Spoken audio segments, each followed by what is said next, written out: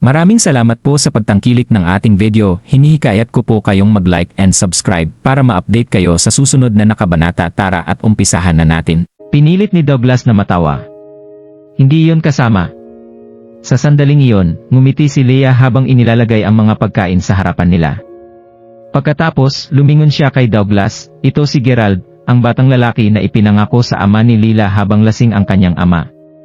Tulad ng nakikita mo, si Gerald ay nakaayos ngayon, at si Lila ay hindi tugma sa kanya. Hindi mo rin ba iniisip, Gerald? Tanong ni Leah kay Gerald na nakaupo sa pinakailalim ng mesa. Oo. Siyempre, nahuli ni Gerald ang ibig sabihin ng mga sinabi ni Leah. Natatakot din siya na iguhit ng madla ang paksa sa kanyang sarili, kaya't dali-dali siyang tumango. Gayunpaman, ito ay gumawa ng isang maliit na kaguluhan kay Douglas. Sa totoo lang nagsasalita, medyo matagal na niyang nagustuhan si Leila, ngunit hindi pa niya ipinagtapat sa kanya ang kanyang nararamdaman.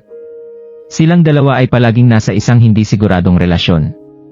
Ngunit pagkatapos, sinabi ni Ginangjung na ang batang lalaki na pinakasalan noon ni Lila ay narito rin. Narito ang drama. Ang iba pa ay nakatingin din sa kapwa Douglas at Gerald. Sinusubukan nilang ihambing ang dalawa. Agad na tumayo si Douglas at tumawa. Well, kung hindi dahil sa pagpapakilala ni Ginangjung, hindi natin malalaman na ikaw ay halos naging asawa ng aming Diyosa na si Lila. Halika, hindi pa tayo formal na nakakikilala. Sarap makilala ka, Gerald. Ako si Douglas Lind, kasalukuyang nagtatrabaho ako para sa gobyerno, Kunwaring nagulat si Douglas habang tumayo at kinamayan ang kamay ni Gerald. Habang nagpapakilala siya, niyugyug niya ang pulso, ipinakita ang nakasisilaw na gintong nakabalot ng ginto sa kanyang kamay at nagpatuloy sa pagsasalita ng mahinhin. Ang aking trabaho ay inayos ng aking pamilya, kaya masasabi mo na nakuha ko ang pinakamataas o ilang uri. Wala naman akong kakayahan sa sarili ko. Haha Douglas, hindi mo kailangang maging mahinhin. Kung wala kang mga kakayahan, sino pa ang magkakaroon? Gawin nating halimbawa si Gerald, kung hahayaan mong magkaroon siya ng iyong posisyon, hindi niya gaanong magagawa. Huwag nating talakayin ang tungkol sa maliliit na bagay na iyan. Halika, tara, magtoast tayo. Ngumiti si Willie at tinapik ng mahina ang balikat ni Douglas. Pagkatapos ay nagpatuloy silang mag-chat tungkol sa ilang personal na bagay. Ang iba ay nakikinig lamang sa dalawa habang nag-uusap at paminsan-minsan ay nagbibiro o dalawa. Natuwa si Lila. Ipinatong niya ang kanyang rosas na pisngi sa kanyang mga kamay habang nakatuon ang mga mata kay Douglas. Ipinagmamalaki niya ito. Siya ay may isang mamahaling lasa sa mga kalalakihan, at ang average na Joe ay hindi nakasalalay sa kanyang liga. Naupo si Gerald sa upuan ng chaperon, at paminsan-minsan, tumayo siya at nagbuhos ng mga inumin para sa lahat. Salamat, Gerald. Isang magandang batang babae na nakaupo sa tabi ni Gerald ang umiti sa kanya. Walang anuman. Sagot ni Gerald. Hindi mo dapat patuloy na pagbuhusan kami ng mga inumin, ibubuhos nila ito mismo kung gusto nila, hehe. Madalang ka bang kumain sa labas kasama ng iba? Nagtataka ang pagtingin ng dalaga kay Gerald at nagtanong. Ang batang babae ay labis na matikas. Sa madaling salita, siya ay napakamaganda at nakaistilo, tulad ni Lila. Dahil hindi sila umiinom, medyo umupo sa tabi ang mga batang babae. At sa pamagitan ng kanilang chat ngayon lang, nakilala ni Gerald ang pangalan ng dalaga. Ang pangalan niya ay Cindy. Yeah, hindi ganun kadalas. Ilang mga okasyon lang ang na-attend ni Gerald. Ang pangunahing dahilan ay ang okasyong ito ay naiiba mula sa mga nakaraan. Pagkatapos ng lahat, ang pangunahing, pinakakagalang-galang na tao sa kaganapang ito ay si Willie Jung. Inihay ni Leah ang isang plato ng pagkain at ilalagay na ang plato sa harap ni Douglas. Ngunit hindi siya binigyang pansin ni Douglas, at sa isang pag-indayog ng kanyang kamay, hindi niya sinasadyang mabalat si Leah, na hinuhulog ang plato ng pagkain sa kanyang mga kamay. Oops! Sigaw ni Leah. Tumayo agad si Douglas at humingi ng tawad kay Leah. Ayos lang anak, takot akong sunugin ka sa mainit na pagkain. Linisin ko ang kaguluhan na ito, mangyaring magpatuloy sa iyong mga inumin kasama si Jung, maghahanda ako ng isa pang plato ng pagkain para sa iyo. Ngumiti si Leah sa kanya. Dali-dali niyang nilinis ang sahig. Pagkatapos, nakita ni Gerald na ang kanilang mga baso ng alak ay puno ng kalahati. Tumayo siya at binuhusan sila ng alak. Alam ng Diyos kung sadyang ginawa ito ni Douglas o hindi, sa lalong madaling pagbuhos ni Gerald ng alak sa kanyang baso, umiling ang kamay ni Douglas at dumulas mula sa kanyang kamay ang baso ng alak. Ang baso ng alak ay nabasag sa lupa. Ski! Nagulat si Douglas. Sumugod si Leah sa kusina upang tignan kung ano ang nangyayari. Marunong ka ba magbuhos ng alak? Ano ang ginawa mo? Bakit mo binagsak ang baso ng alak? Itinuro ni Leah ang mga daliri kay Gerald habang pinagagalitan ito.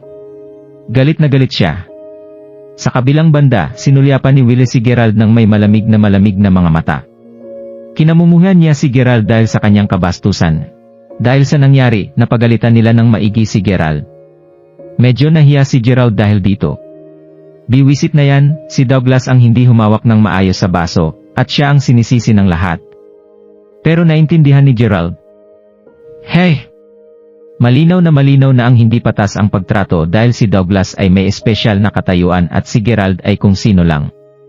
Hindi kasalanan ni Gerald, ako ang hindi nakahawak ng maayos sa baso. By the way, Gerald, hindi ka pa nagtatrabaho di ba? Ngumiti si Douglas habang tinanong niya si Gerald. Hindi pa. Umiling si Gerald. Hindi yan mabuti, wala ka bang nahanap na kahit sino na tutulong sayo? Bakit hindi ka nakakita? Mukha namang nagulat si Douglas. Ang mga koneksyon ay mahirap panatilihin sa kasalukuyan maliban kung malakas ka. Tulad ng kasalukuyang trabaho ni Lila, nasayang ako ng isang malaking pagsisikap upang mahanap lamang ito para sa kanya. Prangkang sabi ni Willie. Agad niyang isiwalat ang impormasyon na iyon. Okay lang ako. Salamat. Sagot ni Gerald. Sa palagay ko hindi ito makakabuti, hayaan mo akong tulungan ka. Tama, Yorick, hindi ba naghahanap ang iyong ama ng 2 batang security guard para sa kanyang pabrika?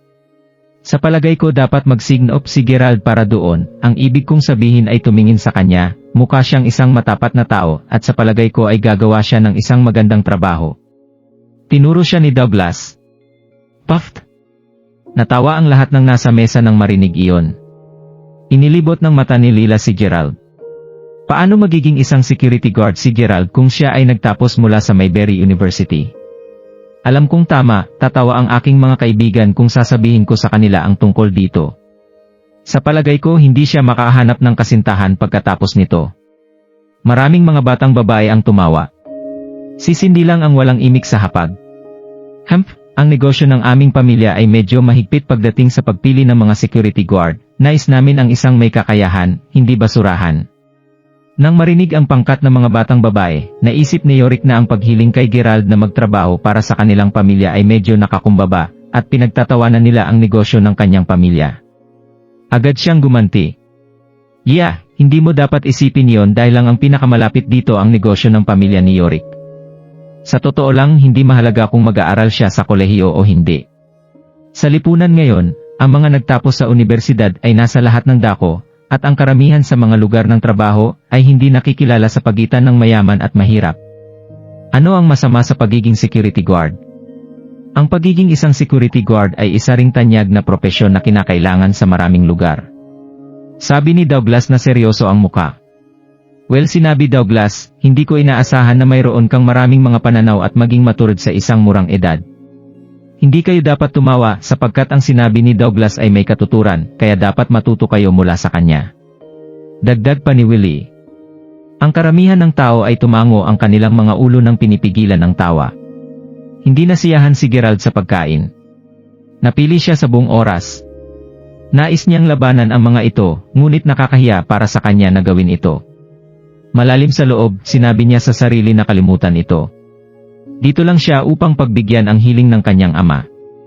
Bagaman minamaliit nila ang ama. Ang kanyang ama ay isang kakaibang tao na gustong gunitain ang nakaraan. Hindi ito mahalaga sa kanya kahit na gusto mo siya. Pasimple niyang pinilit ang isang ngiti habang nilalamon ang pagkain. Matapos ang pagkain, nagkaroon ng ideya si Willie. Tama, kumusta naman kayong mga tambay sa karaoke bar sa natitirang hapon? Huwag masyadong manatili sa labas at umuwi ng maaga upang ang iyong pamilya ay maginhawa. Nakuha mo na, tatay. Huwag mag-alala, Jung, narito ako, kaya't binabantayan ko sila. Nakangiti namang sigurado ni Douglas. Kaya naman gaanong gumaan ang loob ko na narito ka, Douglas. Ngumiti si Willie at tumango ang ulo. Tumingin ulit si Douglas kay Gerald. Tama, Gerald, pupunta tayo sa karaoke bar mamaya, dapat sumama ka rin. Malaya ka ba ngayong hapon? Hindi ako sasali, dapat kayong magpatuloy at magsaya.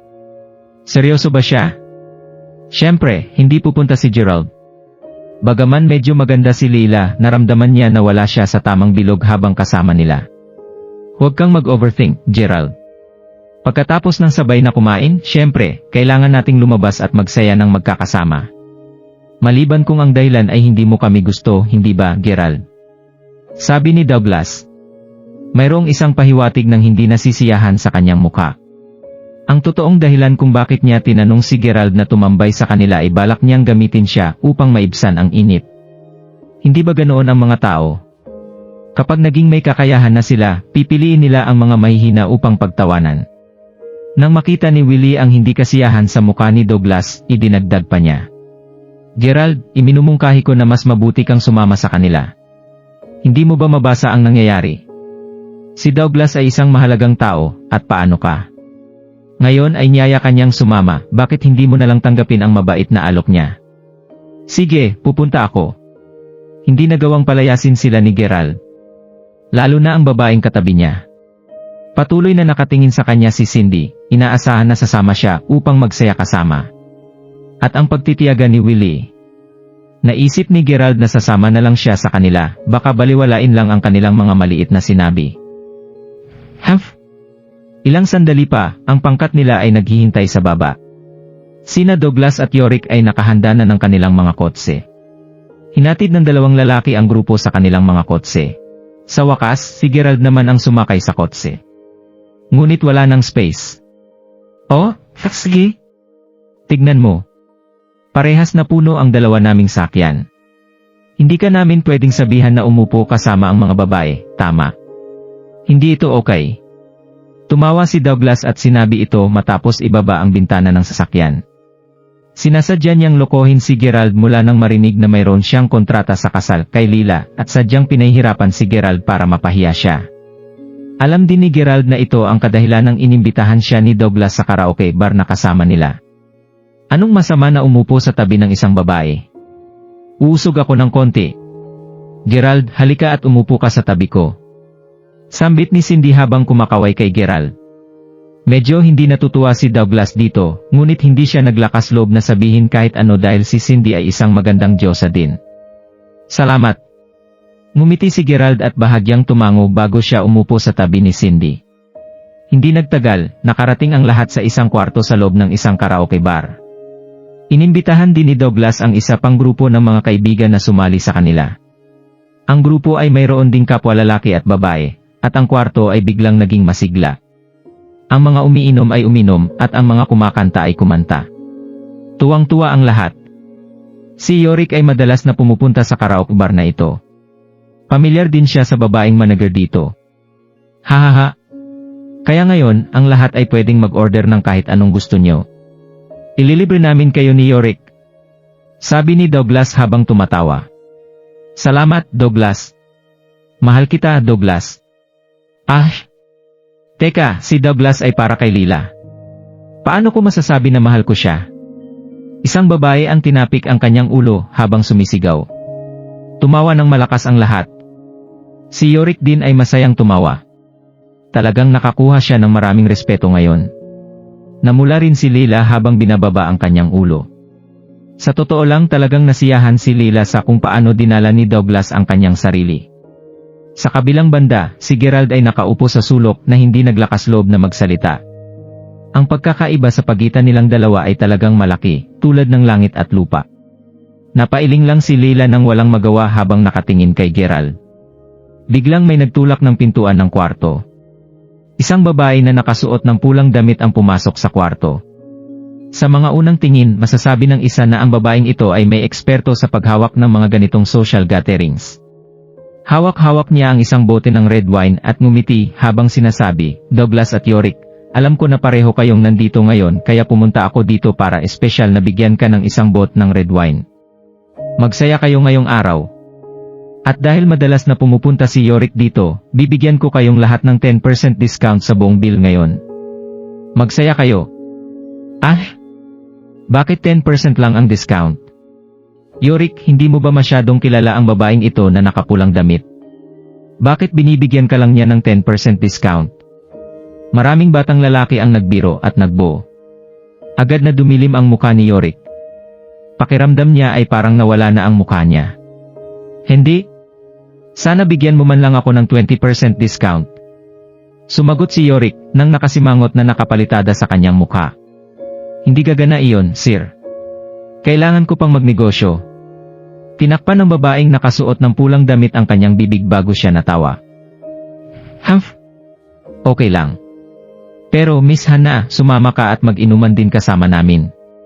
Nang makita ng mga lalaki na ang babaeng nakasuot ng pula ay napaka-sexy at maganda, hiniling nila sa kanya na samahan silang uminom.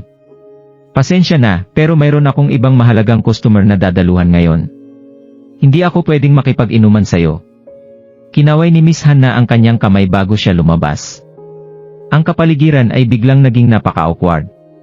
Maraming mga lalaki ang tumingin kay Yorick ng sunod-sunod. Yorick, anong nangyari dito? Bakit hindi ka na-respeto ni Miss Hana? Ski.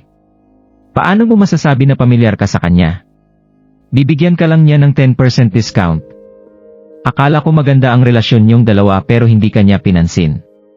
Ang ilang mga lalaki ay masiglang nagpahayag pagkatapos na umalis si Miss Hana sa silid. Naramdaman ni Yorick na parabang ininsulto siya. Sobra siyang hindi naging komportable. Oh? Si Miss Hana ay hindi binigyan ng anumang muka sa kanya ngayon lang. Nang siya ay dumating bago mangyari ito, napakamagalang pa rin sa kanya ng babaeng ito at iyon ang dahilan kung bakit naisip ni Yorick na pamilyar siya sa kanya. Gayunpaman, ngayong ipinagyabang na niya ito sa lahat, hindi siya binigyan ng respeto kung kailan kinakailangan niya ito. Hindi na niya kailangang magmabaya ngayon. Humph! Hindi ka naniniwala sa akin. Saiji. Pupunta ako at dadalhin siya rito para uminom kasama natin ngayon. Hintayin mo lang ako. Galit na binuksan ni Yorick ang pintuan ng kwarto at sumugod palabas. Para bang hinahanap niya si Miss Hana. Napailing lang si Gerald habang nakangiti siya, pinagmamasdan ang sitwasyon mula sa gilid. Napakahalaga ba minsan ang hindi mapahiya at mawala ng respeto? Ito ba ay kailangang ikagalit at magiging sanhi ito ng isang eksena dahil lamang sa isang walang kwentang bagay? Bukod dito, masasabi ni Gerald na si Miss Hana sa pangkalahatan ay ang uri ng taong magalang at mabait sa lahat. Normal lamang sa mga tao na isipin na pamilyar sila sa kanya dahil inaayos lamang niya ang kanyang negosyo. Hindi mabuti para sa isang tao na walang alam tungkol sa nangyayari. Ilang sandali pa. Ang isa sa mga babae na nagtungo sa banyo kanina ay biglang tumakbo sa kwarto na may gulat na ekspresyon sa muka. Douglas, lumabas ka at tingnan. Binubugbog si Yorick. Ano? Binugbog siya? Ski. Nagkaproblema si Yorick. Ang mga lalaki at babae sa kwarto ay biglang kinabahan. Kahit si Douglas ay nag-alala rin. Ngunit hindi siya nagpapanik. Pasimple siyang sumagot ng, bakit kayo nababalisa? Tara, lumabas tayo at tingnan. Gusto kong makita kung sino ang gago na talagang naglakas loob na saktan ang kaibigan ko. Pagkatapos ay winagayway ni Douglas ang kanyang kamay at isang grupo ng mga lalaki at babae ang sumunod sa likuran niya. Ang ilan sa mga lalaki ay kumuha pa ng ilang mga bote ng beer sa kanila. Para bang magsisimula silang mag-away ngayon. Inasahan na ni Gerald na madaling magalit si Yorick. Ngunit hindi talaga niya inaasahan na mabubugbog siya. Ang lahat ay umalis na ngayon. Hindi mabuti para kay Gerald na ipagpatuloy ang pag-upo at pag-inom sa kwarto ng mag-isa. Sa makatuwid, nagpasya siyang sundin lamang ang lahat. Para naman kay Yorick, isang grupo ng mga tao ang pumapalibot sa kanya sa gitna ng karaoke bar. Napaikot siya sa lupa at dumadaloy ang dugo sa noo niya. Halos isang dosenang mga bodyguard mula sa karaoke bar ang nakipagbugbugan lang sa kanya. Si Hana naman ay malamig na nakatingin kay Yorick na may malaswang ngiti sa kanyang labi. Nakakaawa kang bata ka. Hindi mo ba alam kung paano pahalagahan ito noong hindi pa kita pinapahiya? Ikaw pa talaga ang naglakas loob na hilahin ang buhok ko. Ayaw mo na sigurong mabuhay. Hindi mo ba alam kung kanino ang teritoryo na ito? Hindi ka ba natatakot na baka bugbugin ka ni Big Dolph hanggang sa mamatay ka? Ski. Ngumisi si Hana. Nang sinabi niya ang Big Dolph, ang mga mukha ng maraming tao na nakatayo sa gilid ay namutla kaagad. Hindi nila maiwasang maawa na tumingin kay Yorick na nakahiga sa lupa. Kanina, tinawag ni Yorick si Hana na kakapasok lang sa ibang kwarto. Galit na sinaktan niya ito para sumama at uminom kasama sila. Siyempre, hindi siya pinansin ng buong buo ni Hana. Sa katunayan, walang gaanong mga tao sa karaoke bar na ito na may kakayahang kumbinsihin si Hana na bigyan sila ng isang toast at uminom kasama nila. Gayunpaman, tumanggi si Yorick na tiisin ito. Pagkatapos, hinila niya pa ang buhok ni Hana. Sa huli, naging ganito ang mga bagay. May isang tao mula sa kabilang kwarto na nakasaksi sa binatang ito na galit na pumasok sa kanyang kwarto at hinihila ang buhok ni Hana. Sa isang snap ng kanyang daliri, 7 o 8 malalakas na lalaki ang sumugod kaagad. Naglabas pa sila ng ilang mga patpat at ibinaba sa lupa si Yorick. Tinuruan nila ng mabuting leksyon si Yorick. Sa parehong oras, ang babae na pumunta sa banyo ang nakasaksi sa buong kaganapan. Tumakbo siya pabalik sa kwarto para i-report ang pangyayaring ito sa iba pa. Miss Hana, hayaan mo lang ang aking mga tauhan na ayusin ang bagay na ito. Ang mga bisita sa aking kwarto ay naghihintay pa rin sa'yo na uminom kasama nila. Isang laks na lalaki ang nakatayo sa tabi ni Miss Hana. Masungit ang mukha niya, ngunit para siyang mayaman. Alam ko, Merlordes, pero maaari mo ba akong hayaan na ilabas ko muna ang aking galit? Tingnan mo siya. Ngayon lang nahinila niya ang buhok ko. Sagot ni Miss Hana habang mapahamak siyang ngumiti. Hahaha. Walang problema. Dahil doon, ay drag siya sa kwarto ko. Hindi niya rin ako binibigyan ng respeto dahil naglakas loob siyang guluhin ka sa harap ng kwarto ko. Pita! Kailangan ko talagang turuan ng leksyon ang bata na ito dahil sa sobrang sama ng ugali niya. Pagkataas ng kamay ni Louie, maraming mga bodyguard ang agad na kumilos sa utos niya. Dinakip nila si Yorick bago nila siya pinasok sa kwarto ni Louie. Pagpasok sa kwarto, tumigil ka na? Kung alam mo kung ano ang mabuti para sayo, pakawalan mo ang kaibigan ko. Biglang may sumigaw ng malakas. Si Douglas ay may isang kamay sa kanyang bulsa habang pinamunuan niya ang maraming tao dito kasama niya. Napaka-agresibo niya. At siya ay kahanga-hanga. Pita! Sobrang interesting na nang nangyayari. May mga tao pa ring pupunta dito para maghiganti. Gusto kong makita kung sino ang napakatapang na tao na lumalapit ngayon. Walang pakialam ang itsura sa mukha ni Louie. Pagkatapos ay pumasok siya sa kanyang kwarto bago niya sinabihan sa kanyang mga bodyguard na buksan ang pinto para papasukin sila. Lalong hindi nababagabag ngayon si Douglas dahil naisip niyang takot sa kanya ang bata. Kaya ang grupo ng mga tao ay nagsiksikan sa kwarto. Gayunpaman, nang makita nila ang lalaking naghihintay sa loob ng kwarto, hindi lamang si Douglas, ngunit marami pang iba sa likuran ni Douglas na may hawak na mga bote ng beer ang gulat na gulat. Merlords, ikaw. Merzoro, Merhank, at Mersol, ikaw, nandito kayong lahat. Agad na nanlaki ang mga mata ni Douglas at lahat ng kanyang kayabangan ay agad na namatay. Para nanan sa ilang mga babae, sa una ay naisip nila na masisiyahan sila sa isang magandang palabas kasama si Douglas. Sa sandaling makita nila si Douglas na nawawala ang kaluluwa sa takot, lahat sila ay biglang napahiya. Lalo na ito para kay Lila na nakatayo sa tabi ni Douglas. Louie, sino ang brat na ito? Kaibigan mo, tanong ng isang lalaking may dragon tattoo. Hindi ko siya kilala, pero talagang kilala niya kung sino ako. Natatawang sumagot si Louie. Douglas, sino siya? Tanong ni Lila habang tahimik niyang hinihimas ang braso ni Douglas. Siya si Louie Lords. Ang minahan sa Serene County ay pag-aari ng kanilang pamilya. Siya ang pinakamayamang tao doon, at ang kanilang pamilya ay itinuturing na isa sa high-class na pamilya ng Mayberry City. Ang kanyang tatay ay leader rin ng mga Underlay tribe ng Serene County. Nagtatrabaho para sa kanya si Big Dolph. Sila ay isang grupo ng mga taong walang awa. Ang mga tao sa paligid niya ay sikat din na miyembro ng triad. Dahil maraming kilala si Douglas, dali-dali niyang ipinaliwanag sa kanila ang sitwasyon. Matapos makinig sa kanyang paliwanag, lalo namang natakot si Leila at ang iba pa. Narinig na nila ang pangalan ni Louie dati. Alam nila ang tungkol sa kanyang dakilang impluensya, kapangyarihan. Sa katunayan, paano sila hindi nagpapanik nang marinig nila ang pangalan ni Big Dolph? Wow! Buddy! Ano ang kinalaman mo dito sa mga taong may hawak na bote ng beer sa kanilang mga kamay? Sinusubukan ba nila akong takutin hanggang sa mamatay ako? Sabi ni Loie, tumatawid sa kanyang mga paa habang tinatamad siyang umupo sa upuan. Ehem. My lords, ito ay misunderstanding lang. Lahat ng ito ay isang malaking hindi pagkakaunawaan. Masyado marami ang nainom namin ngayon. Binastos ka rin ng mga kaibigan namin.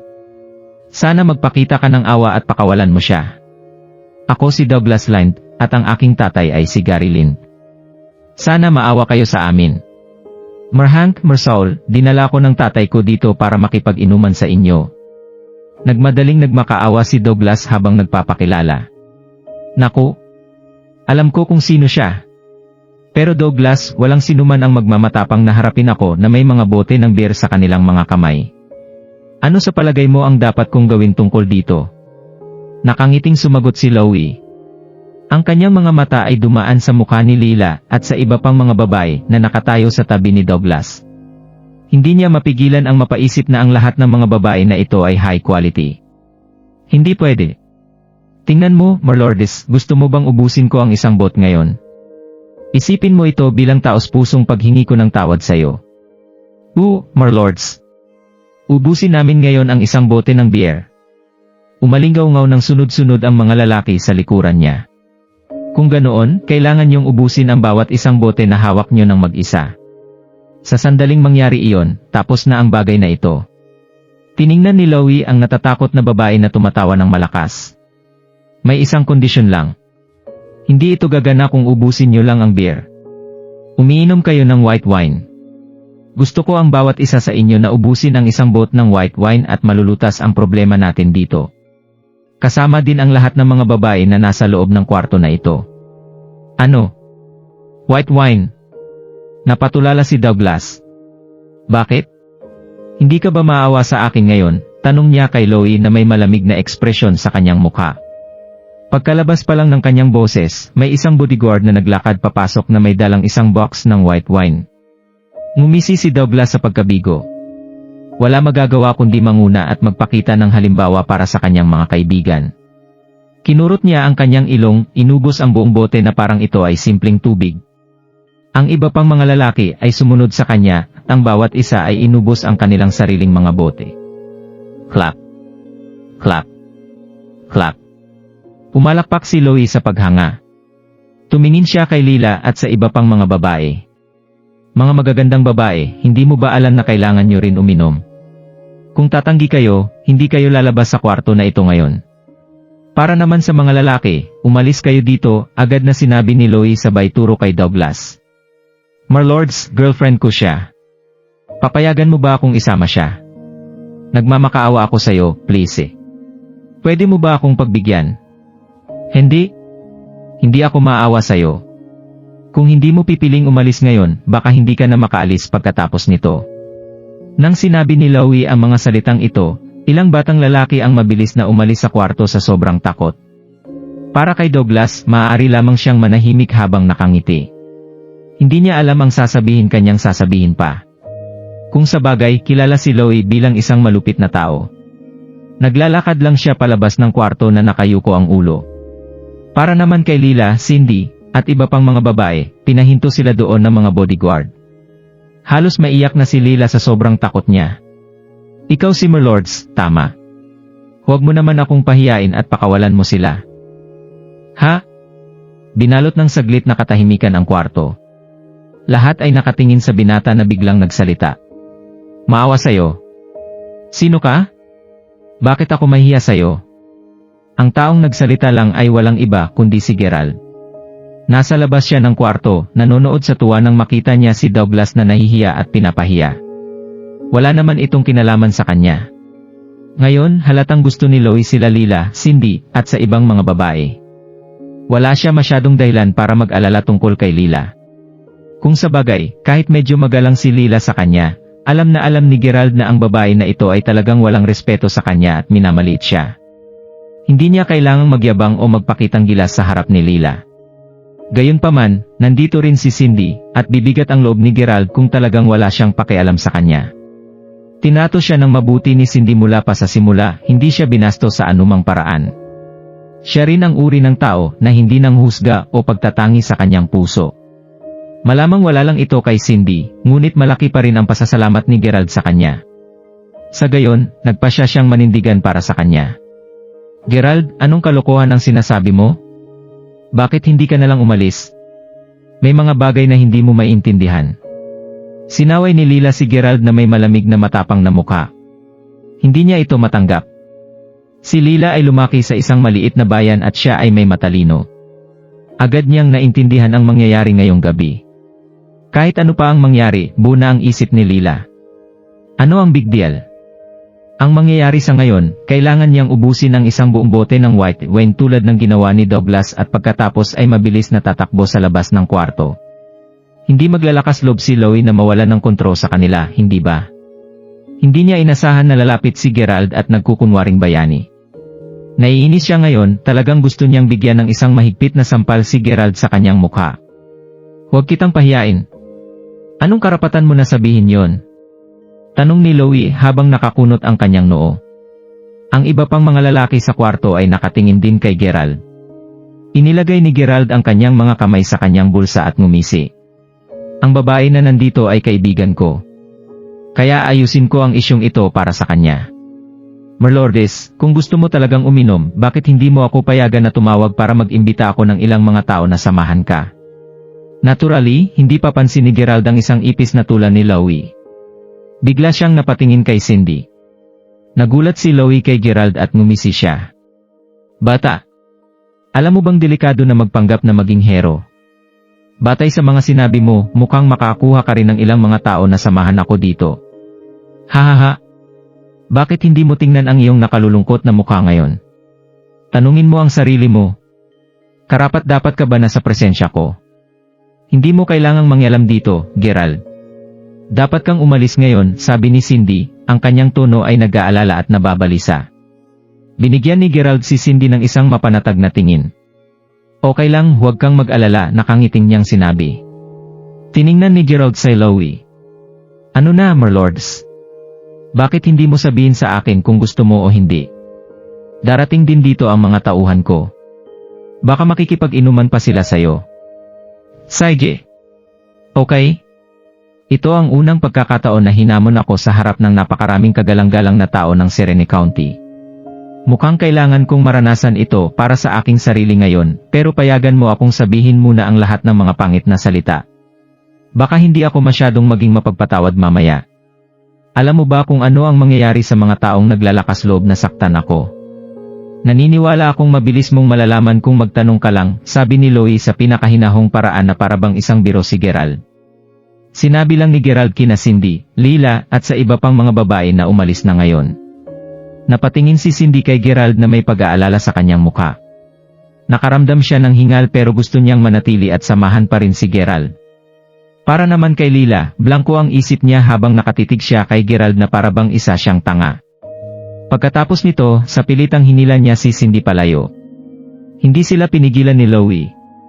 Alam niya na may susunod pa dito. Pagdating ng panahon kapag hinanap niya ang mga babae, hindi ito magiging kasing simple ng pagpapainom sa kanila ng isang bote ng white wine. Si Gerald ay tumawag sa telepono pagkatapos nito. Siyempre, ang tawag ay para kay Drake at Tyson. Tumawag ka. Tumawag ng maraming mga tao hanggat maaari. Hahaha. Nang matapos ang tawag, tiningnan niya si Loie na may ngiti sa kanyang labi. Sa ilang kadahilanan, walang magagawa si Gerald kundi mapanatili ang pagiging low profile niya sa harap ng mga kakilala niya. Ito ang nangyari noong nasa bahay siya ni Willie ngayong araw. Nangyari ito dahil siya ay matanda. Si Gerald ay hindi isang prodigal son ng isang milyonaryo, kaya't karaniwang hinahayaan niya ang anuman kaya niyang tiisin. Sa katunayan, magiging madali lang para kay Gerald na sampalin sa muka ang kanilang pamilya kung gusto niya. Gayunpaman, ang mga bagay ay naiiba kay Loie sa oras na ito, tulad din noong nakikipag-usap siya kay William Ray mula sa Ray Group. Magiging problema ito, ngunit hindi natatakot si Gerald. Sa lalong madaling panahon, maririnig ang tunog ng mga kotseng humihinto, kung saan ang isang mas malaking bilang ng mga mamahaling kotse ay huminto sa pasukan ng karaoke bar. Ang mga bodyguard na nakasuot ng itim ay sabay-sabay na lumabas sa mga kotse. Pinangunahan silang lahat ni Drake at Tyson, ang kasalukuyang manager ng Vice ni Gerald, at mga personal na bodyguard din niya. Kung nasaan man si Gerald, ganoon din sila na nagbibigay sa kanya ng suporta sa seguridad sa kahit anong oras. Nasa loob si Mark Crawford. Pumasok kayo ngayon, pakibilisan. Isang grupo ng mga lalaki ang sumugod sa karaoke bar matapos ikaway ni Drake at Tyson ang kanilang mga kamay. Sa parehong oras sa kwarto na iyon. Kinakalikot ni Louie ang hawak na baso ng alak habang nakatingin siya sa relo at sinabi, "Bata, 5 minuto na." Wala pang tumatawag. "Niloloko mo ba ako?" Natawa siya habang nagsasalita. Sa susunod na sandali, sinipa ang pintuan ng kwarto ng malakas. Isang grupo ng mga lalaki ang pumasok sa kwarto. Sinubukan agad ng mga bodyguard na pigilan ang mga kalalakihan. Gayunpaman, bago pa man nila magawa ang anumang bagay, ang mga bodyguard ay binugbog sa lupa ng mga lalaking nakasuot ng itim. Ang kanilang aksyon at paggalaw ay mabilis at marahas, tulad ng isang predator na umaatake sa biktima nito. "Sino kayo?" Nagulantang si Louie. Alam ni Louie na ang mga lalaking ito ay hindi mula sa anumang ordinaryong pinagmulan nang makita niya ang mga kasanayan ng mga taong ito, ang matigas ngunit mahiwagang aura na nakapalibot sa kanila. "Mark Crawford, siya ba?" Naglakad sina Drake at Tyson papunta kay Gerald at bumulong sa kanya. Turuan mo siya ng leksyon." Sagot ni Gerald habang marahan na tumango. "Sige. Bakit napakatapang nyo? Alam nyo ba kung kaninong teritoryo ito?"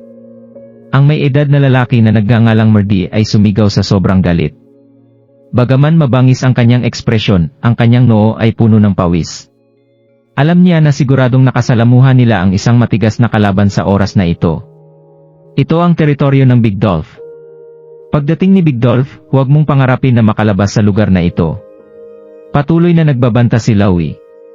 "Miss Hannah, tawagan mo si Big Dolph." Sininyasan ni Louie si Hannah. Tumango si Hannah at sumagot, "Okay." Nagpadala na ako ng isang text message sa kanya ngayon lang. Dadali na ni Big Dolph ang kanyang mga tauhan dito. Pagdating niya mamaya, makapanood tayo ng magandang palabas.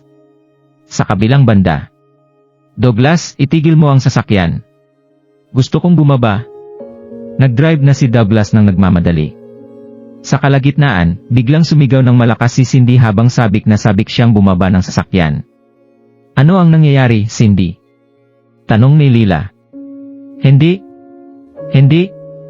Nag-aalala pa rin ako na iwanang nag-iisa si Gerald. Alam ng lahat kung sino si Louie. Bubugbugin niya si Gerald. Hindi mapigilan ni Cindy na umiyak sa pag-aalala habang iniisip ito. Bakit ka nag-aalala sa kanya? Tama lang ito sa kanya dahil nagpapanggap siya bilang isang hero. Nararapat ito sa kanya. Mapanirang sagot ni Lila. Ang lahat ay kasing linaw ng araw. Si Gerald at Douglas ay hindi magkapantay. Ang isa ay tanga samantalang ang isa ay isang tao na alam kung paano makahanap ng isang paraan para mabuhay. Lalo na't noong maaga pa, si Douglas ang nanguna na uminom ng bote ng alak. Naantig si Lila dahil dito. Walang makakatalo niyan. Ngunit pagdating kay Gerald, simpleng umiling lang si Lila sapagkat siya ay tahimik lang. Tama yan, Cindy. Bukod pa dyan, hindi nyo rin kilala ng mabuti ang isa't isa. Bakit mo pinapahalagahan ang kanyang buhay o kung mamamatay siya? Bakit ka nag-aalala sa kanya? Damn it. Cindy, huwag mong sabihin sa akin na gusto mo ang nakakalungkot na head na iyon. Tanong ni Douglas habang nagpapatuloy sa pagmamaneho. Sige at isipin mo kung ano ang gusto mo. Ang alam ko lang ay kung hindi dahil kay Gerald, wala kahit sino sa atin ang makakalabas ng madali sa lugar na iyon. Itigil mo ang sasakyan. Gusto kong bumalik at tingnan. Hindi makatiis si Douglas na makita si Cindy na nababalisa. Kaya, hininto niya ang sasakyan. Bumaba si Cindy sa sasakyan bago siya tumakbo pabalik sa karaoke bar. Cindy, bumalik ka. Nag-aalalang sumigaw si Lila. Douglas, anong gagawin natin ngayon? Paano ko ipapaliwanag ito sa lolo ni Cindy kung nasa panganib siya? Oh, okay, gawin natin ito. Tatalikod kami at aalis na din. Hindi. Douglas, gusto mo ring isave ang Gerald na iyon? Sige. Bakit ko siya gugustuhin na iligtas? Natatakot lang ako na baka may mangyari kay Cindy. dapat tayong bumalik at hanapin si Cindy. Sa ganoong paraan, makikita din natin kung ano ang nangyayari. Paliwanag ni Douglas. Sumang-ayon ang lahat sa kanyang plano. Kaya ang dalawang kotse ay umikot at bumalik sa karaoke bar. Ha? Anong nangyayari dito? Pumunta sila sa tabi ng kalsada para lumayo, napanood ni Lila at ng iba pa ang nangyayari habang gulat na gulat. Ang isang hilera ng mga mamahaling kotse ay nakaparada sa labas ng karaoke bar. Maraming mga tao ang nagsisiksikan sa buong lugar. Siguro may nangyari? Gosh, nabaliw na ba ang Gerald na yon? Pasigaw na tinanong ni Douglas. Siguro nga. Ibig kong sabihin, sino pa ba sa Sereni County ang maglalakas loob na gumawa ng gulo? Dapat hindi ko na dinala ang lalaking yon dito, kahit na ano pa ang sabihin ng kahit sino. Tingnan mo ngayon. Ang mga tao ay bumulong sa kanilang sarili, ang kanilang pananaw ay medyo malabo. Namumutla si Cindy habang naririnig ang kanilang mga salita. Kung totoo ang sinabi nila, siguro ang buhay ni Gerald ay nasa matinding panganib. Hindi pwede, kailangan niyang pumasok at tingnan ang sitwasyon sa kanyang sarili. Kung talagang masama ang mga nangyari, tatawag siya sa mga pulis. Sa pag-iisip ng ganito, binuksan ni Cindy ang pintuan ng kotse at tumakbo papunta sa karaoke bar. Nag-iwan ng magandang impresyon si Gerald kay Cindy. Ngayon pa lamang sila nagkakilala, at napakabilis nilang pinag-usapan ang tungkol sa anumang totoong damdamin sa pagitan nila. Naramdaman ni Cindy na si Gerald ay talagang isang mabait at mapagpakumbaba na tao. Ano pa, pinili niyang pasanin ang lahat para matulungan ang mga taong kasama niya. Inabandona si Gerald ng mga ito nang walang pag-iisip, tulad ng ginawa ni Lila, at ng iba pa. Iyon ang isang bagay na hindi kayang gawin ni Cindy. Hindi niya kayang hayaan lang ito. Cindy, baliw ka ba? Bumalik ka dito. Lumabas na rin si Lila sa sakyan, sumisigaw siya na parang baliw. Si Cindy ang kanyang matalik na kaibigan. Hindi siya pinayagan ni Lila na gawin ito. Naramdaman ni Lila ang takot kaya hinabol niya ito, desperadong pigilan siya. Para naman kay Douglas at sa iba pa nilang kasama, nanatili sila doon sa loob ng sasakyan habang naninigarilyo at nagbabantay mula sa malayo. Holy hell, madugo ang gulo doon. Hindi ko alam kung sino ang inasar ni Melordes, pero bugbog sarado siya. May iba pa bang gustong sumunod? Nakakatakot talaga at may twist pa. Inisip ni Melordes na siya ang pinakamalaking boss sa lugar na ito. Hindi ko kailanman naisip na makakasalubong niya ang isang taong mas malakas pa sa kanya. Ahahaha. Ang ilang mga lalaki at babae ay dumaan sa harap ni Cindy, maingay na pinag-uusapan ang tungkol sa nangyari. Narinig niya ang mga sinabi ng mga ito at una siya ay nagulat sa balita ng trahedya ni Melordes. Pero kamusta na si Gerald? Sa pagkabalisa, pinahinto sila ni Cindy para magtanong tungkol sa sitwasyon sa loob. Nakahabol na dahil dito si Lila. Natuwa ang mga lalaki sa dalawang magandang babae na nandito kaya ang mga tao ay nagkagulo para ikinuwento kung ano ang nangyari pabalik sa bar. Uy, mga babies. Hula ko wala kayo kanina kaya hindi mo malalaman, pero syempre alam nyo naman na si Merlowy Lords, ang pinakamayamang bata sa lahat ng Serene County. Ang isa sa mga lalaki ay tuwang-tuwa na nagsalita. Ngayon lang, isang buong gang ng mga naka-black na bodyguard ang bumugbog sa kanya sa loob at muntikan na siyang mamatay. Totally brutal, at naririnig kong galing sila sa Mayberry City. Tingnan mo lang ang lahat ng mga kotseng ito na dinala nila dito. Hindi ka panipaniwala. Ang iba pang mga lalaki ay sabik na nagsalita din. Tungkol naman kay Louie, noong nagsimula siyang sumigaw para sa isang tao na dalhin dito si Big Dolph, naisip ko na parang bumaliktad ang mga bagay, di ba? Inaasahan kong bubugbugin ni Louie ang lahat ng mga yon kanina. Pero nang dumating si Big Dolph, bigla siyang lumuhod at nag-scrap sa dalawang iyon, inalok niya sila ng mga sigarilyo at inumin. Ang mukha ni Melordes ay hindi na magandang tingnan. Ang iba pang mga big player sa kwarto ay alam kung kaninong panig na kukunin. Pero hindi ko tinatanong ang tungkol kay Louie Lords. Napaungol si Cindy. Tinatanong ko kung mayroon bang ibang binata na nasaktan din. Si Louie ba ay may binugbog na ibang tao doon? Ha? Anong iba pang mga tao? Si Louie at ang isang tao na tinawag niyang Tito, ay madugo na binugbog pero hindi, walang ibang nasaktan. Ay? Ang mga bodyguard mismo ni Louie ay tulog sa sahig, pero hindi ko masasabi na may alinman sa kanila na binata. Paano ito nangyari? Kumusta naman si Gerald? Mayroon bang posibilidad na nagkamali ka? Hindi makapaniwalang sumabog si Leila. Sigurado ka ba na bugbog sarado si Louie Lourdes? Siyempre. Nakita namin lahat ang picture niya dati. Nangutya ang grupo na ito at pagkatapos ay umalis sila. Nangangahulugan ba na si Gerald ay okay? Ang isang napakalaking bigat sa puso ni Cindy ay biglang kumalas, ngunit pagkatapos ay idinagdag niya, pero bakit ang lahat ng mayamang taong ito ay biglang binugbog si Louie? Leila, sa palagay mo maaring tinawag sila ni Gerald para tulungan siya. Inisip niya ang nangyari noon, naalala niya na gumawa si Gerald ng paraan upang makatakas sila, may sinabi din siya tungkol sa pagtawag sa kanyang sariling mga tao na makikipag-usap kay Louie. Ang ibig sabihin ng sinabi ni Gerald kanina sa mga tao ay tatawag siya ng mga tao na lalabanan si Louie Lourdes. Sa oras na iyon, hindi ito masyadong pinansin ni Cindy. Inisip niya na si Gerald ay tinatagalan lang ang oras. Ngunit nandito mismo ngayon ay isang buong grupo ng mga tao na sigurado ay umatake at tinalo si Louie. Kinilabutan ang buong katawan ni Leila nang marinig niya ang sinabi ni Cindy. Impossible. Yung lalaking yun ang may kagagawan nito. Hindi ko alam ang tungkol sa kanya, pero hindi ba loser lang siya? Paano siya magkakaroon ng napakaraming mayaman at makapangyarihang kaibigan? Hindi ka ba nahuhulog sa kalokohan niya, Cindy? Kung ito ay naging totoo, ihahampas na lang ni Leila ang kanyang ulo sa pinakamalapit na pader. Ngunit hindi, imposible ito. Lumingon si Leila para senyasan ang lahat mula sa sakyan na lumapit at sumali sa kanila, kung saan sasabihin niya sa kanila ang nakuha niyang impormasyon. Ang bawat isa ay naging masaya sa balita na si Louie ay bugbog sarado. Napatingin sila sa paghanga sa mga nakamamanghang mga kotseng nakaparada sa labas ng karaoke bar. Tingnan mo. Hindi ba Gerald yun? Tumingin sila sa paligid at biglang nakita ni Leila si Gerald sa katabing western restaurant, kumakain sa lamesa sa tabi ng bintana. Sa isang sandali, pinagdudahan niya ang kanyang sariling mga mata.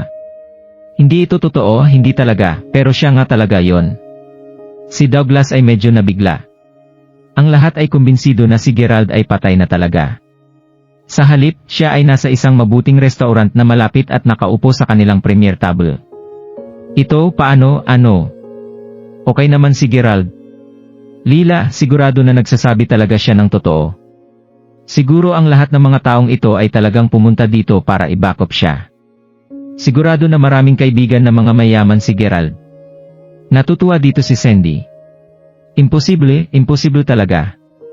Ayokong maniwala. Nanatili si Leila kanyang kinatatayuan habang nababalisa. Douglas, pupunta tayo doon para alamin ang totoong nangyari. Maniniwala ka ba na ang Trump na iyon ay kayang kumain masarap na kainan? Ang tao na kinainisan niya ay naging isang nakakahanga na tao. Iyon ay magiging isang malakas na sampal sa kanyang muka. Tama? Pumunta tayo doon. Ikaw, pauwiin mo muna ang mga lasing. Sinabi ni Douglas ang utos na ito sa isa sa mga lalaki, hindi pinapansin ang katotohanang hindi maayos ang isip. Kanina lang, ilan sa mga lalaki ang inubos ang isang buong bote.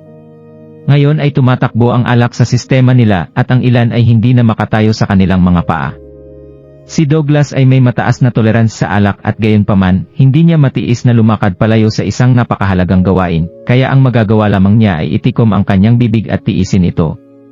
Nasa tabi niya sina Leila at Cindy habang naglalakad siya papasok sa restaurant na iyon. Sa sobrang galit, sumugod si Leila papunta sa kanila. Gerald, niloloko ba ako ng mga mata ko? Ikaw talaga? Huh? Dumating ka sa isang lugar na tulad nito pero wala kang in-order, nakaupo lang ikaw dito. Huwag mong sabihin sa akin na pumasok ka lang dito at kailangan mo lang ng isang lugar na maupuan. Medyo nag-alala si Leila, nag-aalala na baka si Gerald ay talagang maging isang mayaman at maimpluwensyang tao. Gayunpaman, ngayong nakatayo na siya sa mesa si Gerald, nakahinga na siya ng maluwag. Malamang dito lamang siya umakyat para makahanap ng masisilungan. Leila, siguro ay hindi mo namamalayan kung gaano ka-eksklusibo ang restaurant na ito. Ito ay itinuturing na isang first class na establishment, kasama ang kanilang pangunahing branch na nakabase sa Mayberry. Karaniwan na ang isang probinsyano ay hindi maglalakas loob na lumusot dito kaya malamang hindi ka makakahanap ng isang mas ligtas na lugar na pagtataguan, Gerald. Hahaha, sabi ni Douglas sa isang nakakatawang paraan. Umupo lang si Gerald ng walang imik. Kanina sa karaoke room, habang binubugbog ng mga bodyguard ni Gerald si Louie, at ang kanyang mga ulupong, si Gerald ay nanood sandali ngunit nawalan siya ng interes. Ito ay sapat na para magturo lang ng aral sa lokong iyon. Walang dahilan para tumambay siya. Hindi ganyan ang style ni Gerald. Gayunpaman, wala siyang gaanong kinain kaninang tanghalian kaya ngayon ay nagugutom na siya at lumabas siya para maghanap ng makakain. Ngunit pagkatapos niyang mailagay ang kanyang order at habang matagal niyang pinag-isipan kung paano niya haharpaan ang mga bagay mula rito. Hindi inaasahan, si Lila at ang kanyang grupo ay dumating para maghanap ng gulo. Ano ito? Hindi ba pinaalis na niya ang mga ito? Hindi maisip ni Gerald kung paano niya ipapaliwanag ang kanyang sarili ngayon. Sa gilid ng kanyang mata, nakita niya ang 6 na staff ng restaurant na bumubuo sa isang linya at may dala silang tray ng pagkain sa kanilang mga kamay. Pagkatapos nito, nagsimula silang maglakad papunta kay Gerald. "Excuse me, miss?" Ang waitress na nangunguna ay ngumiti kay Lila at nakatitig siya sa bibig niyang nakanganga habang napakaraming mga pagkain ay inilatag sa mesa ni Gerald. "Ha? Ano?" Saglit na nautal si Lila, pagkatapos ay sinabi niya, "Hoy, hey. Siguro may pagkakamali, nagkamali ka ng table na binigyan ng pagkain. Masasabi ng kahit sino na ito ay isang masaganang pagkain na mamahalin ang presyo, hindi bababa sa $500 o higit pa at ito ay nilatag para kay Gerald." Galit si Lila sa isang tao na walang kahit ano sa kanyang pangalan. Isang beses noon, hinayaan niyang ang kanilang mga tatay na ikasal sila, hanggang sa pinagtawanan siya ng maraming tao. "Hoy, Lila. Hinihintay ka ng boyfriend mo doon sa malayong bukid." Kitang-kita pa rin niya sa likod ng kanyang isipan ang mapanuyan ng ngisi. Ito ang bagay na nagdusa siya sa kanyang buhay. Hindi niya kailanman ito sinabi, ngunit palagi itong nasa isip niya. Bilang isang simbolo ng kanyang kahihiyan, sobra niyang kinamumuhian si Gerald Crawford. Gayunpaman, kumakain ng maayos si Gerald ngayon. Paano kami nagkamali? Nag-order si Mer Crawford dito ng mga pinakamahal na pagkain sa menu na inihanda mismo ng isang master chef mula sa France. Nagkakahalaga ito ng $1,000 sa kabuuan. Pinakita ng waitress ang isang mainit na ngiti, pagkatapos ay yumuko kay Gerald at kinain niya ang kanyang pagkain. "Ano? $1,000? Natulala si Lila. Hindi siya kailanman nakatikim ng marangyang pagkain sa buong buhay niya. "Gerald, anong balak mo? Wala nang mas mahirap kaysa sayo, pero ngayon, sinusunog mo ang pera na parang wala lang sayo. French cuisine. Wala ba ang tamang pag-iisip mo? Hindi mo ba naisip na kunin ang 1,000 pera at gumawa ng isang bagay na kapaki-pakinabang para dito?" Mapahamak na sinabi ni Lila. "Tama nga naman, tama ka," sumali si Douglas. "Kumikilos ang mga mahihirap na parang napakarami nilang pera na pwede lang nilang gastusin. Sino ako at sino ka? Ang ginastos ko para sa cellphone ko ay nagkakahalaga ng mga pagkain na kinakain mo dito. Natakot ka ba ng sobra dahil sa nangyari kanina? Sa katunayan, dito sa Serene County, ang isang $500 na smartphone ay isang simbolo ng pagiging high class ng isang tao, pero si Douglas ay mas mataas pa dito, masasabi na mataas na class siya ng tao dahil sa kanyang $1,000 na cellphone. Pero ngayon, ito ay hindi higit sa presyo ng isang pagkain na kinakain ni Gerald. Hindi niya ito tatanggapin ng hindi pinupuna ang nangyari. "Gerald, hindi namin sinusubukan na saktan ka. Pero hindi ba mas maigi na kunin ang pera na ito at bilhan ang iyong sarili ng magagandang damit, o isang disenteng cellphone, o kahit isang uri ng makeover? Pero ngayon, ang ginagawa mo ay, Umiling si Lila sa kanya sa sobrang inis. Kung ikukumpara kay Douglas, hindi nakakalamang si Gerald kumpara sa kanya base sa kanyang pag-ugali o talino. Best. Nanginginig ang telepono ni Gerald. Inilabas niya ito ng mabilis. Isang hindi kilalang numero na tumatawag. Sina Lila at Douglas ay nakatitig sa mga mata na kasing lapad ng mga plato sa lamesa. Dahil sa kakulitan ng kasalukuyang sitwasyon, hindi ito sinagot ni Gerald. Pagkababa ng tawag, sinubukan niyang itulak ang cellphone sa kanyang bulsa. Kung tutuusin, siya ay anak pa rin na babae ni Uncle Jung at hindi siya dapat maging sanhi ng sobrang pagkakasala sa kanya. "Tumigil ka. Gusto kong makita ang nasa cellphone mo." Dahil sa sobrang galit, inagaw ito ni Lila at bumulong ang modelo ng phone na ito. Ito ang pinakabagong model na kalalabas lang sa market, 4,500 ang halaga ng bawat isa. "Ito ang cellphone mo, Gerald." Bukod kina Lila at Douglas, maging si Cindy ay nabigla nang makita ito. Haha, hiniram ko yan sa isang kaklase ko. Para lang sa may ipagmamayabang ako, di ba? Pinahiya ni Gerald ang kanyang sarili. Humph! Sabihin mo ang totoo, kung hindi. Inikot ni Cindy ang kanyang mga mata. Sa palagay mo hindi ko masasabi na pagmamayari mo ito. Hindi na nakapagsalita si Leila ngayon. Paano ito mangyayari? Ang lalaking kinamumuhian niya, paano siya magiging? Ibig bang sabihin ito na lahat ng mga taong pumunta doon ay totoong tinawag niya dito? Oh Sage, cellphone lang ito. Umiinom lang kayo doon, wala pa kayong kinakain. Gusto niyo ba ng ilang French cuisine? Tinangka ni Gerald na baguhin ang paksa ng nahihirapan. Oh, ayos pala. Nagugutom na ako at hindi pa ako nagkaroon ng $1,000 na French cuisine dati. Hahaha. Ililibre mo kami, Gerald? Humagigik si Cindy. Siyempre. Walang emosyon ang mukha ni Leila, ngunit biglang pumutok ang galit niya. Cindy, nakalimutan mo ba kung ano ang pinunta mo dito? At hindi ka ba nag-alala tungkol kay Gerald kanina? Hindi ka ba nagtataka kung bakit hindi siya nasaktan? Ay, oo nga. Sus, medyo nakalimutan ko ito sa sobrang kaba ko. Gerald, sabihin mo sa amin. Bakit okay pa rin ang itsura mo? At lahat ba ng mga tao sa labas ay mga tauhan mo? Sa katunayan, bakit okay pa rin ako? Walang masabi si Gerald. Tinatanong ka namin. Nakasimangot si Leila habang nakatitig kay Gerald.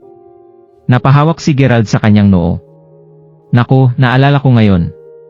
Noong malapit na akong makipagbugbugan kay Louie, ang mga tao sa kabilang kwarto ay pumunta sa kwarto namin at siguro meron silang isang uri ng sama ng loob kay Louie kasi lahat sila ay nagsimulang mag-away nang makita siya. Sa lahat ng kaguluhan na iyon, nagawa kong lumayo, tinapos ito ni Gerald na may isang tawa. Galit na galit si Leila kaya nabigo siya sa kanyang mga salita. Halatang nagsisinungaling si Gerald. Anong lumayo? Umalis ka mula sa karaoke bar at pumunta sa isang restaurant, at ang restaurant na iyon ay isang fine dining restaurant pa. Sinong maniniwala sa'yo? Ay, kalimutan mo na. Siya ay masyadong galit ngayon, masyado siyang nababagabag. Bakit hindi kayo manatili para makapaghapunan tayo? Libre ko, okay? Masayang sinabi ni Gerald kay Leila. Sa katunayan, nang makita nila ang masarap na mga pagkain, naramdaman ni Leila na sobra siyang natukso. Lahat ng mga babae ay mga gluton, hindi ba? Ngunit dahil sa relasyon nila ni Gerald, paano niya tatanggapin? Paano na lang ang pride ni Leila? Humph! Hindi na, kung gusto naming kumain, mag-order kami ng isang bagay ng sarili namin. Humalukip-kip si Leila at tiningnan niya si Douglas. Oh, gusto niya talagang mag-order ng kahit ano. Tiningnan ni Douglas ang kanyang wallet. 1,000 ang halaga na magagstos bawat packs. Sinimulan niya ang gabi na may 1,500 sa bawat tao na kasama niya. Gusto niyang kunin ang tab para sa karaoke ng mas maaga, nakita niya na 1,200 ang halaga. Imposible na gastusin niya ang ilan pang $1,000 para gastusin nila ngayon. Ang kanyang pamilya ay maimpluwensya, ngunit hindi sila masyadong mayaman. Siguro sa susunod na lang, Leila. Libre ko. Ngayon kasi marami akong nainom ngayong gabi. Ikaw? Maaari ring sabihin ni Leila na hindi ito mangyayari. Napabuntong hininga siya. Ganon din ang naramdaman ni Douglas.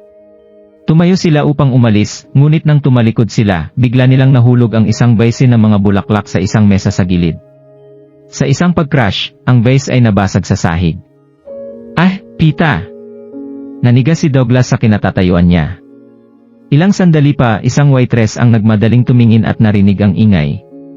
Sir, itong vase na ito. Nagsimula siyang bumulong.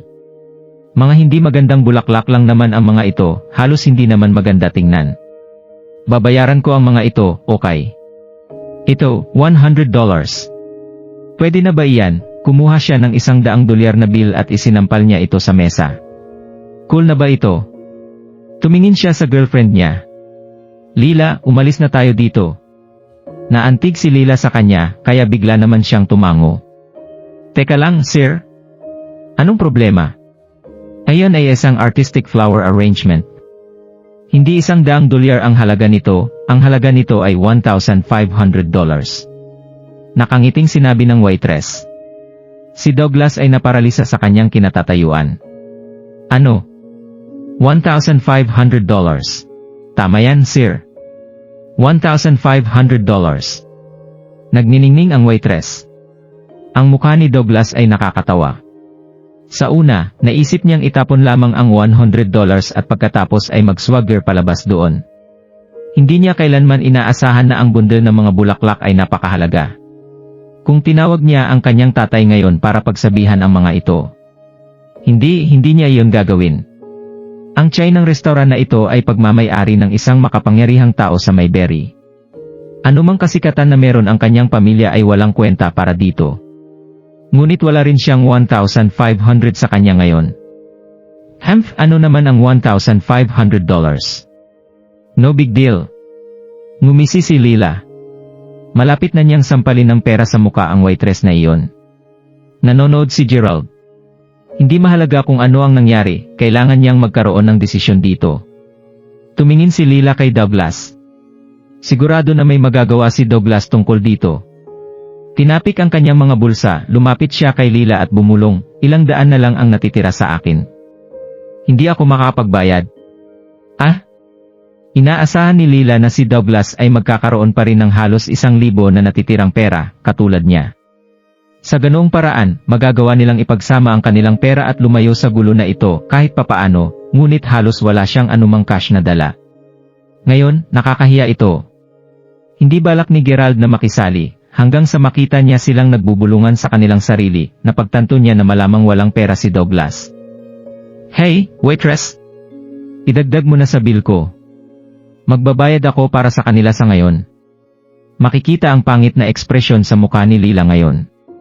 Bagaman naging masungit kay Gerald ang dalawang iyon, hindi matitiis na makita si Lila na mahuli sa ganoong kalagayan. Gayunpaman, nang muli silang nakatagpo ng isa't isa, binanggit ni Gerald na pwede siyang umasa kay Gerald kung sakaling magkaroon ng anumang kaguluhan, kaya't nagsalita siya ngayon. Hindi kailangan ni Douglas ang pera mo. May mga kaibigan siya, alam mo. Sumabad si Lila.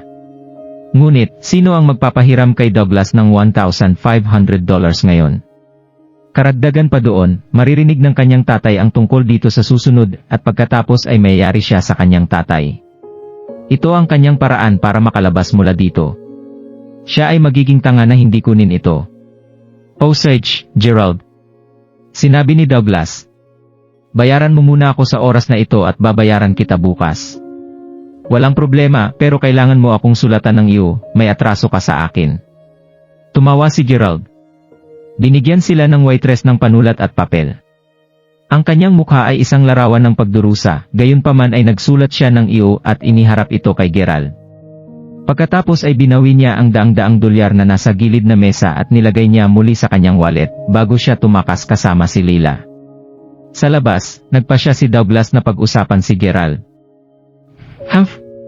Lila, nakakaloko kung hindi natin sasamantalahin ang lokong iyon. Nahiya ako sa harapan niya, pero ewan ko na lang kung ano ang mangyayari kung babalikan niya ako sa iyo niya sa akin, kalokohan. Wala naman status ang odd na yon. Nang marinig ni Lila si Douglas na sabihin ang mga ganitong bagay, pakiramdam niya ay hindi na niya alam kung sino na si Douglas. Ito ba talaga ang lalaking kinuha niya bilang boyfriend? Basura talaga. Iyon ang itsura ni Douglas sa kanya ngayon. May isang panahon kung kailan naniniwala si Lila na ang pera ay hindi ang pinakamahalagang bagay. Lumaki siya na may luxurious na buhay, hindi niya kailanman ginusto ang pera para sa sarili niya. Tulad ng ganoon, napagpasyahan niya na hindi niya kailangang makahanap ng boyfriend na sobrang yaman hanggat kaya niyang ilibre si Lila ng kahit ano minsan, ayos lang iyon. Si Douglas ay may maayos na koneksyon sa paligid niya at mayroong isang kamanghamanghang trabaho, kaya't siya ang pinili ni Lila. Kung tutuusin, kahit saan siya magpunta, ang mga tao ay tumitingin sa kanya. Gayunpaman, pagkatapos ng nangyari sa restaurant na iyon, ang pananaw ni Lila sa buong mundo ay nagbago. Sana may isang tao na ililibre lang siya ng kahit minsan lang. Kalimutan mo na yan. Kung walang pera, hindi siya makakuha ng pagkain na gusto niyang kainin. Gusto ni Lila na makasama sa mesa ni Gerald ngayon, nakikibahagi sa napakasarap na pagkain, ngunit hindi ito kayang bayaran ni Douglas. Hindi niya kayang magbayad para sa isang basag na flower vase. May nagbayad pa para kay Douglas at ngayon ay nagpaplano siya ng paghihiganti laban sa taong iyon. Ito ba ang kanyang boyfriend? Umiling si Lila. Lila, halika na. Ihahatid kita sa bahay. Tinawag siya ni Douglas ngunit sumagot si Lila, tama na. Mauna ka na nang wala ako. Maghahanap ako ng sarili kong masasakyan pa uwi. Sa oras na ito, pinasasalamatan niya ang isang dumadaan na taksi at umalis agad siya. Iniwan si Douglas na tahimik sa gilid ng kalsada. Alam na niya kung ano ang mali at sinisi niya si Gerald dito. Makalipas ang ilang oras, sina Gerald at Cindy ay natapos sa kanilang pagkain at nakipagpalitan sila ng kanilang mga contact number. Pagkatapos ay tumawag siya para sa isang taksi para pauwiin si Cindy. Pumunta si Gerald sa katabing karaoke bar upang tumingin. Ang lahat ay umalis na at ang bar ay nagsara para sa gabi. Hindi niya inaasahan na ito ang nangyari sa kanya ngayong araw. Napagod na siya. Pumara siya ng isang taksi para sa kanyang sarili at bumalik siya sa hotel na tinutuluyan niya. Sa sandaling siya ay pumasok sa kanyang silid, muling tumunog ang kanyang cellphone. Hindi kilala ang tumatawag sa kanya habang siya ay nasa restaurant kanina. Sino kaya ito? Nagtataka si Gerald sa tumawag. Gerald, anong nangyayari? Bakit hindi ka sumagot? Ito ay isang kaibig-ibig na boses ng babae. Nagulat si Gerald nang makilala niya kung sino ang nagsasalita. Gia? Tumawag ka ba? Naguguluhan niyang sinabi. Kalahating buwan na mula nang magsimula ang term break. Ginugol ni Gerald ang halos lahat ng oras na ito sa ospital para alagaan si Ma Winters. Marahil dahil sa kung ano ang nangyari sa unang araw ng term break, hindi na siya kinausap ni Gia simula noon. Ganoon din ang iniisip ni Gerald. Sa oras na iyon, pinutol nila ang pakikipag-ugnay sa bawat isa. Hindi pa siya umaasa na tatawagan siya nito. Nagulat ka. Tinatawagan kita mula sa landline telephone sa kwarto ko. Ano ang ginawa ko sa'yo na hindi mo ako makakausap tungkol dito? Hindi na ba tayo magkaibigan? Bulong ni Gia. Hindi naman sa ganun. Nabigla lang ako na tinawagan mo ako, pilit na sinagot ni Gerald. At anong problema na tinawagan kita? Mapangasar na tinanong ni Gia. Well, hindi naman ako mayaman, isang mahirap na talunan lang ako na walang pera. Hindi kita papayagang magsalita tungkol sa sarili mo ng ganyan, sagot ni Gia. Totoo ayon. Ganito ang tinatawag sa akin ng karamihan sa mga babae. Karamihan sa mga babae. Hindi naman maliit ang tingin ko sa'yo, sa totoo lang, mas naiisip kita kaysa sa lahat ng mga mayamang brats na iyon. Alam kong ganyan lang ang trato mo sa akin para sa kapakanan ng girlfriend mo. Kung hindi para sa kanya, mas magiging mabait ka sa akin, hindi ba? Parang ganun na nga. Wala nang maisip si Gerald na sasabihin pa. Sa katotohanan, isang babae na tulad ni Gia, napakarilag at charismatic, na may isang pusong ginto. Ang sinumang tao ay mapalad na makuha siya bilang girlfriend nila. Ngunit mayroon mila na si Gerald. Kahit na hinahangaan niya si Gia, hindi ito pwedeng humigit pa. Bakit mo pala ako tinawagan? Tanong ni Gerald. Hindi ba kita pwedeng matawagan ng walang dahilan? Kung gayon, wala talagang dahilan. Ibaba mo na pala ang tawag. Ang tono ni Gia ay matalim tulad ng isang kutsilyo. Dot. Tulad ng sinabi niya, binabaan agad siya ni Gerald. Ilang sandali pa, tumawag ulit si Gia. Ano ba? Bakit mo ginawa yon? Pinapatay mo ako dito. May sasabihin ako, okay? May malaking bagay na nangyari. Ano yon? Bibisitahin kita bukas sa tinutuluyan mo at pagkatapos ay kailangan kong manatili ng ilang araw diyan. Okay ba? Hello, Gerald. Naririnig mo ba ako? Ano iyon? Hindi makapaniwala si Gerald sa narinig niya. Manatili ng ilang araw sa tinirhan niya. Paano siya magiging okay sa ganun? Kausap niya si Mila araw-araw. Tulad ng sinabi niya na ang girlfriend niya ay nasa ibang bansa sa ngayon, tama ba natitira siya kasama ang ibang babae? Kahit na ang ibang bahagi ng mundo ay okay dito, sigurado na hindi okay si Gerald dito. Anong kabaliwan ito?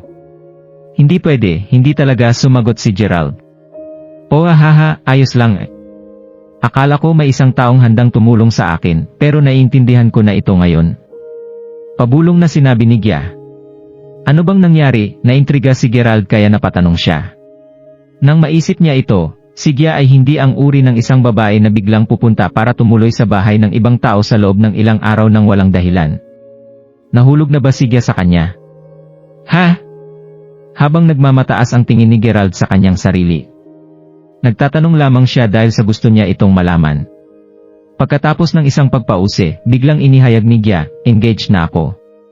"Oh, kongratula." Nang magsimulang sumagot si Gerald, bigla niyang napagtanto na mayroong kakaiba sa kanyang pananalita.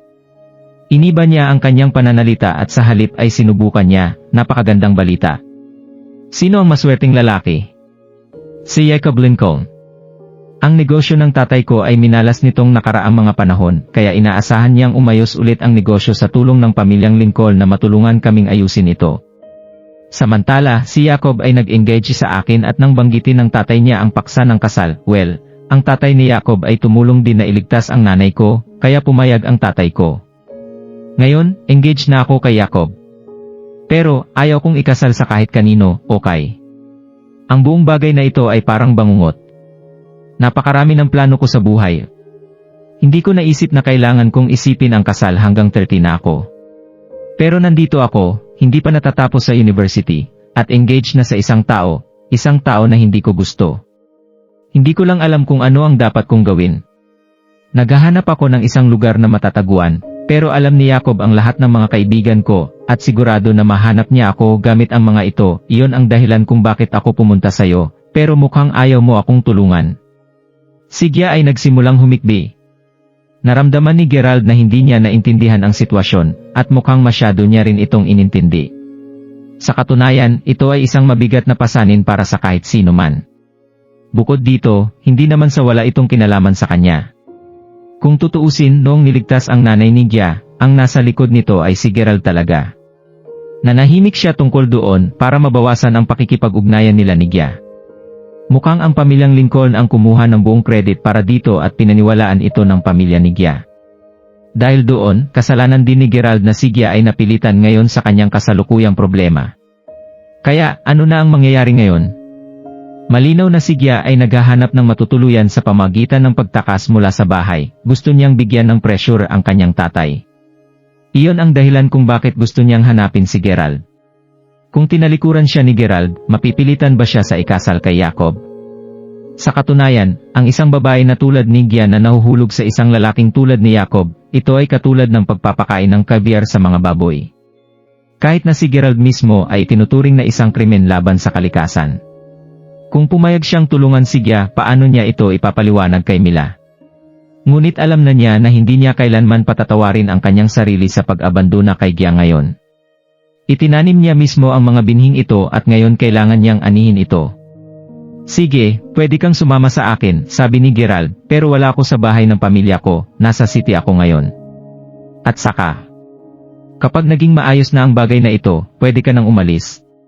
Dahil siya ang may kasalanan sa lahat ng ito, natural na si Gerald dapat ang lulutas ng problema. Ang solusyon ay simple, ibubunyag niya ang kanyang totoong pagkakakilanlan. Nalutas ang problema kahit doon pa lang. Mas okay na hayaan mong lumapit si Gia dahil planado niya ang lahat. Naging masaya si Gia. "Okay lang. Nakuha ko. Salamat, Gerald. Ikaw ang pinakamahusay. Huwag kang mag-alala, ginagawa ko lang ito para takutin ang tatay ko.